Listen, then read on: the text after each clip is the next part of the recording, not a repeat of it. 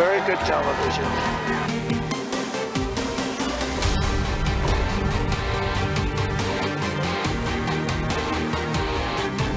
Good morning, I'm Sean Yao, and this is One News Now's continuing coverage of the 2020 U.S. elections. Democratic candidate Joe Biden is just 27 electoral votes away from winning the U.S. presidential seat. That is, according to the partial and unofficial count of Reuters, showing Biden leading with 243 votes versus incumbent President Donald Trump with 214. All eyes are now on Wisconsin, which is a battleground state that was key to Trump's victory in 2016. So far, Biden has the lead. Once Wisconsin was officially called for him, the former vice president will just be 6 electoral votes away from winning the presidency. The flip in Michigan from red to blue is likewise a huge blow to Trump's re-election bid. It was Trump's victories in Michigan, Wisconsin, and Pennsylvania in the last presidential race that sent him straight to the White House.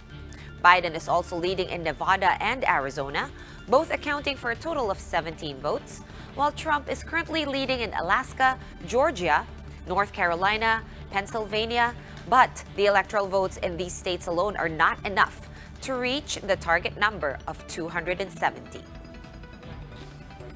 Meanwhile, Biden's camp is already claiming victory, saying he believes it is clear that his campaign is winning enough states for the presidency. Several U.S. media news outfits have already called Wisconsin for Biden, though Reuters has yet to officially call the race. And now, after a long night of counting, it's clear that we're winning enough states to reach 270 electoral votes needed to win the presidency. I'm not here to declare that we've won, but I am here to report that when the count is finished, we believe we will be the winners. Election results in Wisconsin have yet to be finalized, but Trump's campaign is already talking about requesting a recount. The incumbent's campaign managers are flagging supposed irregularities in several Wisconsin counties, which they say raise serious doubts about the validity of Biden's lead. For one, they don't think it's believable that Wisconsin was able to register a record 90% turnout. In past election years, the average voter turnout in Wisconsin was only about 62%. However, election experts are saying that fraud is very rare in U.S. elections. Meanwhile, Twitter once again chastised Trump for spreading false or unverified information related to the election. In a series of tweets, Trump claimed victory in Pennsylvania, Georgia, and North Carolina way before these states were called in his favor. This was the 5th time in 24 hours that Twitter tagged a tweet by Trump for containing unverified information. The tweets followed Trump's campaign to file a motion before the Supreme Court to halt the vote counting in Pennsylvania on account of alleged tampering. However, the motion offered no substantial evidence of any tampering in the state's vote count, which can actually be watched by the public online in real time. A political analyst says this year's U.S. presidential race offers a win-win situation for the Philippines. In an interview with One News' The Chiefs, Malu Tiquia emphasized that Filipinos will always have high stakes in U.S. politics given our close ties with a Western superpower. But this time around, Tiquia believes the Philippines will be in a good position regardless of whether or not the U.S. elects a Biden-led administration or goes for 4 more years under Trump. She says the priorities of either presidential candidate points to low probability of intervention in the domestic affairs of the Philippines, as well as our relations with our regional peers. Sa tingin ko win-win eh. Bakit? Kasi si Vice President Biden, hindi naman siya left of center talaga eh. He's a centrist. He reaches out both to the Republican and the Democrats. Si Trump, more or less nakilala na natin siya sa 4 na taon. Sa tingin ko walang pagbabago yun. Sa tingin ko he will remain as he is. We're going to pause for a quick break, but we will be back with more stories after that. Keep it here on One News.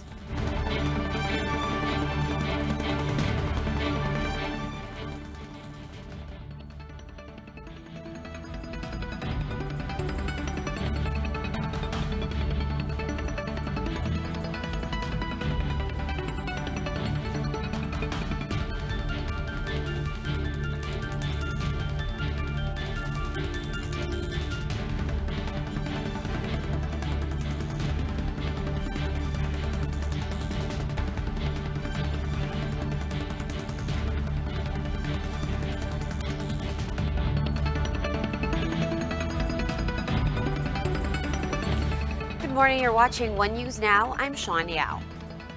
Severe tropical storm Shawnee once again changes direction and is now heading west-southwest towards the Luzon Strait. And because of that, tropical cyclone wind signal number 2 is still up over the Batanes and the eastern portion of the Babuyan Islands. Meanwhile, signal number 1 is raised over the rest of the Babuyan Islands and the northern portion of mainland Cagayan, Apayao, and Ilocos Norte. Shawnee is expected to reach typhoon category tomorrow morning as it passes or makes landfall over Batanes and the Babuyan Islands. It is forecast to weaken, though, by the time it gets to the West Philippine Sea because of unfavorable wind conditions. The tropical cyclone is bringing heavy rains over northern Luzon, and the trough of STS Shawnee and tropical storm Goni is also bringing cloudy skies and scattered rain showers over the rest of Luzon, Visayas, and northern Mindanao. In Davao, residents are flagging woes in the registration of QR codes, which will be mandatory for those who will leave their homes starting November 7. To tell us more about this, we have Jem Avansenia joining us live from Davao City. Hi, Jem. What are the problems that residents are encountering in terms of getting their QR codes or registering for their QR codes? Sean, many Davaoenos fear that they might be apprehended if going outside their residences without a QR code, since the use of a Davao QR code will be mandatory here in Davao City starting November 7. Davao City Mayor Inday Sara Duterte said in a recent interview that an individual may be apprehended by authorities if caught on the streets without a QR code because aside from contact tracing, these codes will also serve as travel pass at checkpoints.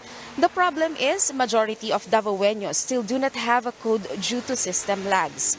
The online registration for Davao and non-Davao residents started last October 31, but many are complaining that there's a problem loading the list of barangays and even getting the one-time passcodes needed for the registration. Worse, the site for Safe Davao QR code has been temporarily shuttered since last night to make way for decongesting the DQR registration. The Davao LGU has yet to release a statement regarding this issue and has yet to announce whether or not it will push through with the November 7 implementation of the mandatory use of QR code. Sean, cases of COVID-19 here in Davao City already reached more than 4,000 with 1,122 active cases since according to the Department of Health Region 11. Sean? All right, thank you very much for that update. Jem Avansenia joining us live from Davao City. For more updates, visit News 5, The Philippine Star, and Business World online. Visit our website, onenews.ph, for more in-depth analysis. You can also catch One News on the Signal Play app. Register for a free account at www.signalplay.com and stream One News live anytime, anywhere. I'm Sean Yao. We are One News.